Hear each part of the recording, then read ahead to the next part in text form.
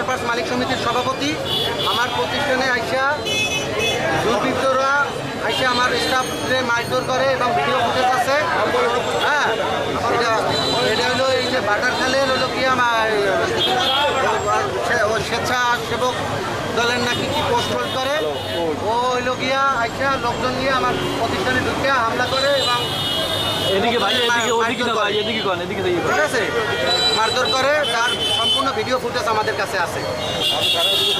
থানায় অভিযোগ দেওয়া হয়েছে, পুলিশ বলছে তারা ব্যবস্থা নেবে।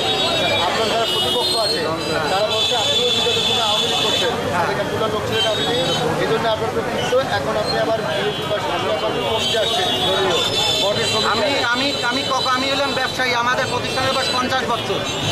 আমরা আমার কাছে বিএনপির লোক আসবে, জামাতের লোক আসবে, ছাত্ররা আসবে, সব আসবে, আওয়ামী লীগ আসবে।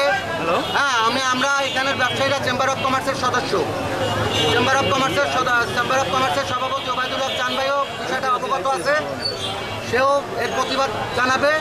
ঠিক আছে, এখন এটা আমাদের কোনো দলমত নির্বিশেষে, আমরা কোনো দল না, এটা ভুল।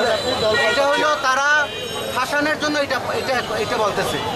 যারা প্রকৃত ব্যবসায়ী তারা কখনো দল করতে পারে না, ভুল প্রচার করতেছে। যাকে যে আপনার আমরা করেছে যার নাম বললেন সে একা তো করে না, আর কারা করা আছে? তার সাথে এই যে বস্তির কিছু মেয়ে ছেলে আনছে। ওরা কি চায়? ওরা চায় বলতে কি কারণে আসছে তাও আমি জানি না। আমি আসছি পরে আইসা দেখি এই যে হামলা করে চলে গেছে।